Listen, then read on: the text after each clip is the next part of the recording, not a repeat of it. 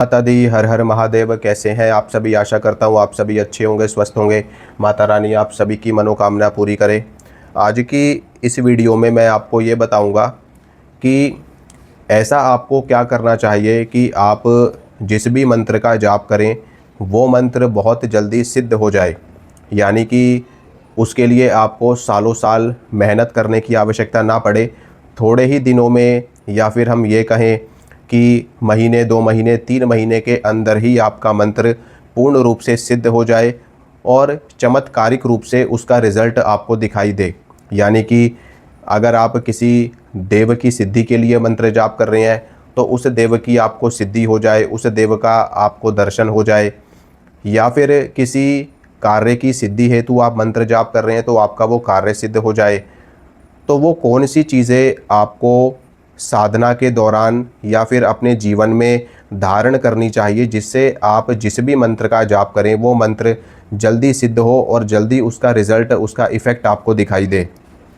तो सबसे पहली चीज़ तो आपको क्या करनी चाहिए कि जब भी आप किसी भी मंत्र की साधना करो, उदाहरण के तौर पे मान लो आप नवारण मंत्र का अनुष्ठान कर रहे हो, या आप पंचाक्षरी मंत्र का अनुष्ठान कर रहे हो, द्वादशाक्षर कर रहे हो, अष्टाक्षर कर रहे हो, गायत्री कर रहे हो, महामृत्युंजय कर रहे हो, ठीक है, कोई तांत्रिक मंत्र कर रहे हो या कोई भी शाबर मंत्र कर रहे हो, कोई पौराणिक मंत्र कर रहे हो, कोई पुल्लिंग, स्त्रीलिंग, नपुंसकलिंग, किसी भी प्रकार का, किसी भी प्रजाति का, जाति का मंत्र आप कर रहे हो, ठीक है। तो सबसे पहली चीज़ आपको अपने जीवन में क्या अपनानी चाहिए कि जब तक आपकी साधना चल रही है, यानी कि मान लो आपने आज अपनी साधना शुरू करी, ठीक है, और आप मंत्र की सिद्धि के लिए बैठ गए, ठीक है, आपने प्रॉपर अपना एक सेटअप तैयार कर लिया, प्रॉपर एक चौकी लगा ली, आपने अपने इष्ट की फ़ोटो वगैरह रख ली, दीपक वगैरह लगा दिया, प्रॉपर आपने नियम कर लिए। तो उसमें सबसे पहला जो नियम होता है वो होता है ब्रह्मचर्य का पालन करना। अगर आप ब्रह्मचर्य का पालन करते हुए किसी भी मंत्र की साधना करते हैं तो आपका वो मंत्र बहुत जल्दी सिद्ध होता है। इसके पीछे का जो रीज़न है वो मैं आपको बताता हूँ। देखिए, आपके शरीर में जीवनी ऊर्जा होती है, ठीक है। वो जीवनी ऊर्जा जब आप उस ऊर्जा को धारण करते हैं, यानी कि आपके शरीर में 7 धातुएं होती हैं, उनमें से जो सबसे अंतिम धातु होती है जिसको हम जीवनी ऊर्जा कहते हैं, या जिसको हम सप्त धातु कहते हैं, या फिर अपने जो आपके अंदर की सबसे ज़्यादा पावरफुल ऊर्जा जो होती है वो आपके अंदर विद्यमान है। हर किसी के अंदर होती है, पुरुष के अंदर भी, स्त्री के अंदर भी। तो आपकी ये जो जीवनी ऊर्जा है, जो वीर्य की शक्ति है आपके अंदर, ये जो शक्ति होती है ये बहुत ऊर्जावान शक्ति होती है। तो अगर आप इस ऊर्जा को अपने अंदर इकट्ठा करते हैं, या फिर हम ये कहें कि आप इस ऊर्जा को बढ़ाते हैं और अपनी साधना को करते हैं, तो धीरे धीरे करके ये ऊर्जा आपको ऊपर की ओर ले जाना शुरू कर देती है, यानी कि ऊर्ध्व गति की ओर ये बढ़ती है, ऊर्ध्वगामी हो जाती है। और जब कोई भी ऊर्जा ऊर्ध्वगामी होती है तो वो आपको सिद्धियां प्रदान करवाती है। इसीलिए साधना में, अनुष्ठान में ब्रह्मचर्य का बहुत बड़ा महत्व बताया गया है, ठीक है। अगर आप ब्रह्मचर्य का पालन करते हुए मंत्र का जाप करेंगे, साधना करेंगे, तो निश्चित ही आपको बहुत जल्दी सिद्धि रिद्धि प्राप्त होती है, ठीक है। दूसरा जो नियम है, दूसरी जो विधि है, या दूसरी जो क्रिया है, वो आपको क्या करना है कि देखिए, आप जिस भी देवता का मंत्र जाप करते हैं, मान लो आप माता का कर रहे हैं, या आप भगवान शिव का कर रहे हैं, या हनुमान जी का कर रहे हैं, प्रतिदिन अपने इष्ट के मंदिर जाएं। आप प्रतिदिन आप उनके मंदिर में जा कर के कुछ ना कुछ सेवा करें, वहाँ पे झाड़ू लगाएं, पोछा लगाएं, ठीक है, वहाँ पे साफ़ सफाई करें, लोगों की सेवा करें, भंडारे में सहयोग करें, ठीक है। अगर आप कुछ भी नहीं कर सकते तो वहाँ पे जा कर के आप माथा टेकें और वहाँ पर थोड़ी देर आप बैठें, और अपने जिस मंत्र की आप साधना कर रहे हैं उस मंत्र का जाप आप वहाँ पे भी करें बैठ के। ये क्रिया करने से, ये विधि करने से आपका मंत्र बहुत जल्दी सिद्ध होता है। बहुत जल्दी आपकी जो कनेक्टिविटी है वो आपके इष्ट से बनती है, चाहे वो हनुमान जी हो, चाहे वो माता हो, चाहे वो भगवान शिव हो, ठीक है। और जितना बड़ा सिद्धपीठ होगा, जितना बड़ा शक्तिपीठ होगा, उतनी ही अच्छी सिद्धि, उतनी ही अच्छी ऊर्जा आपसे कनेक्ट होती है। उदाहरण के तौर पे मान लो आप नवारण मंत्र की साधना कर रहे हैं और मंत्र की साधना के साथ में अगर आप माता के किसी भी शक्तिपीठ में जाते हैं, सिद्ध पीठ में जाते हैं, वहाँ बैठ कर के भी आप थोड़ी देर मंत्र जाप करते हैं, ठीक है। वहाँ पे अगर आप जाप नहीं भी करते हैं या आप केवल वहाँ पे जाना शुरू करते हैं और माता का मंत्र करते हैं, तो आपको माता से इतनी ज़्यादा, इतनी पावरफुल ऊर्जा मिलती है जो आपको सिद्ध बना देती है, ठीक है। तीसरी चीज़ आपको क्या करनी होती है कि आपका जो भोजन है, देखो जैसा अन्न वैसा मन। अगर जिस तरह का आप भोजन ग्रहण करते हैं उसी तरीके का मन आपका होता है। उदाहरण के तौर पे जो लोग मांस मदिरा का सेवन करते हैं, ठीक है, अभक्ष्य भोज्य ग्रहण करते हैं, हमेशा उनके अंदर क्रोध, ईर्ष्या, द्वेष, ठीक है, और उग्रता रहती है उनके स्वभाव में, लड़ने झगड़े को तैयार, मार काट करने को तैयार, ठीक है। तो ऐसी उग्रता आपके अंदर ना रहे, क्योंकि आप एक साधक हैं। अगर आपके अंदर गुस्सा रहेगा, उग्रता रहेगी, लड़ाई झगड़ा आप करेंगे, तो उससे आपकी सिद्धि बिगड़ती है, सिद्धि आपकी खराब होती है। साधक को, भगत को, संत को, महापुरुष को, साधु को हमेशा विनम्र रहना चाहिए, हमेशा शांत रहना चाहिए। जितना आप शांत रहेंगे, जितने आप विनम्र रहेंगे, उतने आप सिद्ध होते चले जाएंगे और उतनी ही ऊंचाइयों को आप प्राप्त करेंगे, ठीक है। तो तीसरा नियम जो मैंने आपको बताया कि आपका भोजन जो है वो सात्विक होना चाहिए, शुद्ध होना चाहिए, पवित्र होना चाहिए। तो भोजन आप जितना ही पवित्र और शुद्ध करेंगे, आप उतनी जल्दी सिद्धि की ओर बढ़ेंगे। तो जब भी आप साधना करें तो कभी भी आप बाहर का भोजन ना ग्रहण करें, ना ही किसी के घर का भोजन ग्रहण करें, ना ही किसी घर का पानी पिएं, ना ही कोई भी बाहरी वस्तु का सेवन करें।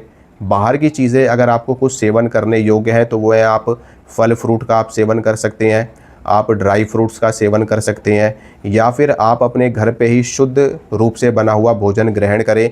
अन्यथा बाहर का कहीं का भी कोई भोजन ग्रहण ना करें, ठीक है। हाँ, अगर आप किसी मंदिर में हो तो वहाँ का प्रसाद आप ग्रहण कर सकते हैं, मंदिर का भंडारा ग्रहण कर सकते हैं, मंदिर का जो प्रसादी होती है उसको ग्रहण कर सकते हैं, ठीक है। या फिर अगर कहीं पे आप रुके हुए हैं, काफ़ी दिनों से रुके हुए हैं, लंबे समय से रुके हुए हैं, और वहाँ पर आपको साफ़ सफाई दिख रही है, शुद्धता, पवित्रता दिख रही है, तो वहाँ का आप भोजन ग्रहण कर सकते हैं।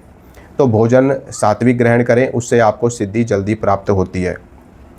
ये मैंने आपको 3 नियम बताए, ये 3 नियम सबसे ज़्यादा इम्पोर्टेंट होते हैं, ठीक है। अगर आप इन 3 नियमों का भी पालन कर लेते हैं अपने जीवन में, तो आपको मंत्र बहुत जल्दी सिद्ध हो जाता है या होने लगता है। चौथे नियम की बात हम करते हैं कि देखो, हमारे शरीर के रोम रोम में ऊर्जा का वास है। क्योंकि आप मान लो, आप अपने शरीर का कोई भी हिस्सा ले लो, अगर कहीं पर भी चोट लगती है तो आपको दर्द महसूस होता है, ठीक है। वो जो शरीर का हिस्सा है वहाँ पर भी ऊर्जा है, यानी कि आपके शरीर के बालों में, नाखूनों में, एक एक रोम में ऊर्जा बसी हुई है। जीवनी ऊर्जा है, प्राण ऊर्जा है, ठीक है। या आप एक बॉडी पार्ट कह लो या कुछ भी कह लो, सब में ऊर्जा है। क्योंकि कहीं पर भी चोट लगेगी तो आपको दिक्कत होती है। जाहिर सी बात है, आपके शरीर में जो सूक्ष्म ऊर्जा है जिसको हम आत्मा कहते हैं, ऐसा नहीं है कि आत्मा सिर्फ यहाँ हृदय में बैठी है। आत्मा की जो चेतना है वो आपके पूरे शरीर में समाहित है, यानी कि पूरे शरीर में है, प्राणवायु के रूप में, ठीक है। तो इसलिए अगर आप साधना के दिनों में कोशिश करें, अपने बालों को ना कटवाएं, दाढ़ी ना बनवाएं, ठीक है, अपने नाखूनों को ना काटें। अगर आप एक बहुत लंबी साधना में हैं तो एक अलग बात है, आप घर गृहस्थी में हैं और आप साथ में साधना भी कर रहे हैं, वैसे मेरे हिसाब से नहीं काटना चाहिए। इससे भी क्या होता है कि आपकी ऊर्जा क्षय होती है। क्योंकि जितनी ज़्यादा ऊर्जा को क्षय होने से आप बचाओगे, उतनी जल्दी आपको सिद्धि प्राप्त होती है। यानी कि आपको हर तरीके से अपनी ऊर्जा को बचाना है, ठीक है। अपने वीर्य का रक्षण करके, ठीक है, अपने बालों को ना कटवाओ, नाखूनों को ना काटो। इसके अलावा सात्विक भोजन लेते हुए, और अगर संभव हो सके तो जितना आप कम से कम बोलें उतना अच्छा आपके लिए। मौन व्रत का धारण करो। मौन व्रत अगर आप धारण करते हैं तो इससे क्या होता है कि आपकी ऊर्जा क्षय नहीं होती। बेवजह आप किसी पे क्रोध नहीं करते, बेवजह आपके मुंह से अपशब्द नहीं निकलते। कई बार क्या होता है, क्रोध में आकर के भगत किसी के बारे में गलत बोल देते हैं, तो उनकी ऊर्जा उस चीज़ में व्यस्त हो जाती है, यानी कि खर्च हो जाती है। और ऊर्जा जितना ही आप बचाओगे उतनी जल्दी आपको सिद्धि प्राप्त होती है। एक बार आपको सिद्धि प्राप्त हो गई, उसके बाद तो फिर आप कैसे भी रहो, कोई भी दिक्कत वाली बात नहीं है। ठीक है, फिर तो आपको सिद्धि हो गई। जब एक बार देवता आपको सिद्ध हो गए, एक बार देवता आपके पास में आ गए, तो फिर वो कहीं नहीं जाने वाले आपके पास से। फिर तो वो आजीवन आपके साथ में रहेंगे। जब तक आपका शरीर है, जब तक आपकी चेतना यहाँ पर है, तब तक देवता से कनेक्टिविटी आपकी बनी रहेगी। यहाँ तक कि जो सिद्धियाँ होती हैं ये जन्म जन्मांतर तक चलती है। पीढ़ी दर पीढ़ी ये सिद्धियाँ ट्रांसफ़र हो जाती है। आज आपके पास में है, कल को आपकी संतानों के पास चली जाएंगी सिद्धियाँ, फिर उनकी संतानों के पास में चली जाएंगी सिद्धियाँ। तो ये जो 4-5 मैंने आपको नियम बताए हैं, अगर आप इन नियमों का पालन करते हैं और अपनी साधना को करते हैं, तो डेफिनेटली आप जिस भी मंत्र का जाप कर रहे हैं वो मंत्र आपका बहुत जल्दी सिद्ध होता है। और इन 5 नियमों में सबसे बड़ा नियम होता है गुरु कृपा।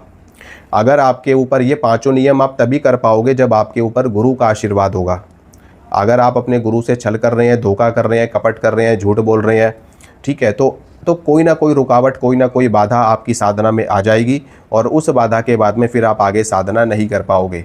या तो आप साधना छोड़ दोगे, या फिर आप गुरु को छोड़ दोगे, या फिर कोई ना कोई रुकावट आपके जीवन में आ जाएगी, जिसके बाद में साधना तो क्या, आपका जो सामान्य जीवन है वो भी खराब हो जाएगा। ठीक है, यानी कि जो आपकी घर गृहस्थी अच्छी चल रही है वो भी ख़त्म हो जाएगी। इसलिए गुरु का आशीर्वाद सर्वोपरि है। गुरुर ब्रह्मा गुरुर्विष्णु गुरुर्देवो महेश्वरः गुरुर साक्षात परम ब्रह्म तस्मै श्री गुरुवे नमः। इसलिए गुरु का आशीर्वाद होना बहुत ज़रूरी है। गुरु की कृपा से, गुरु के आशीर्वाद से सिद्धियाँ साधक के कदमों में लौटती हैं, और गुरु की कृपा जिस पे होती है वो बहुत आगे जाता है, बहुत बड़ा सिद्ध बन जाता है। इसलिए गुरु का आशीर्वाद लें, गुरु की कृपा से सब अच्छा होता है। ठीक है, बाकी इन नियमों का पालन करें। मैं गारंटी के साथ कह रहा हूँ, अगर आप इन नियमों का पालन कर लेते, इनमें से आप सिर्फ जो शुरू के 3 नियम है उनका भी अगर आप पालन कर लेंगे, तो डेफिनेटली आप जिस भी मंत्र का जाप कर रहे हैं वो मंत्र आपका सिद्ध होगा और बहुत अच्छे रिजल्ट्स आपके जीवन में उसके आएंगे। जय माता दी, हर हर महादेव।